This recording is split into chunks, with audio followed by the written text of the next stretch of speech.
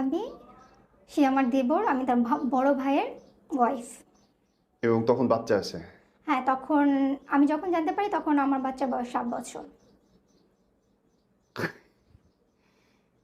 পুরো দুনিয়া জানে যে সে তোমার দেবর, তুমি তার ভাবি।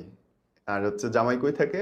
জামাই বিদেশ ছিল, মারা গেছে। সে অনেক মহান দেবর আমার, সে আমার আর আমার বাচ্চাকে ক্যারি করবে, ফিডার খাবে। আমার ঘরে দুধ কেনার মতো টাকা নাই, কারণ যা অ্যারেঞ্জ ছিল আমার মা সব করে আমার বেবিকে ওখান থেকে নিয়ে আসছে, কারণ আমার পসিবল হচ্ছিল না কোরবানি। তোমার বাচ্চার দুধ কেনার টাকা নাই। ও মাই গড। হ্যাঁ, পরে তোমার তখন দুধ আসতেছে হ্যাঁ, না? না আমার 7 মাসের বেবিটা হওয়ার কারণে আমাকে প্রচুর স্যালাইন দেওয়া হয়েছে। হ্যাঁ, আর অ্যান্টিবায়োটিক দেওয়ার কারণে আমার ওটা হচ্ছিল না, ও শাল দুধটাও পাইনি।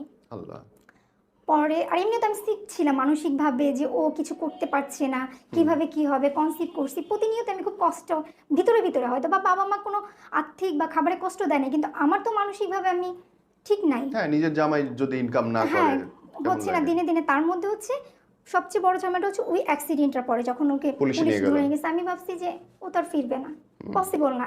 এত বড় একটা লোকের ছেলের সাথে এই ঘটনাটা হলো, আর্থিকভাবে ক্যারি করবে।